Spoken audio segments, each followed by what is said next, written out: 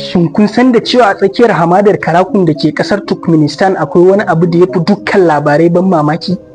Wurin da ake kira Door to Hell, wato ƙofar jahannama, rami ne babban mai zurfi wanda wuta ke ci a cikinsa ba tare da ta taɓa mutuwa ba fiye da shekaru 50 da suka wuce. Lamarin ya fara ne a shekarar 1971 lokacin da injiniyoyin Soviet suka yi aikin haƙar gas a yankin. Cikin wannan aikin ƙasa ta kife ta samar da babban rami.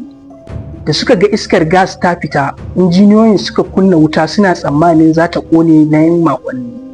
Amma kash, abin mamaki, wutar ta ƙi mutuwa har yau tana ci da ƙarfi kamar rana a cikin ƙasa.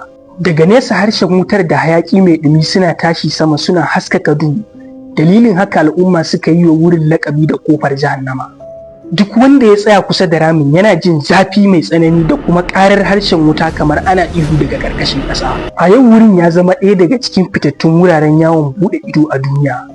Dubban baƙi daga ƙasashe daban-daban ke zuwa domin ganin wannan abin al'ajabi da ido. Duk da cewa gwamnatin Turkmenistan ta taɓa bayyana aniyar rufe shi saboda dalilan muhalli, har izuwa yanzu ƙofar jahannama na ci gaba da harbawa, ta zama alamar da ta haɗa tarihi, kimiyya da kuma al'ajabi na duniya. Wannan shine ƙarshen labarin Door to Hell, wato ƙofar jahannama, wadda take ci a ƙasar Turkmenistan fiye da shekara 50.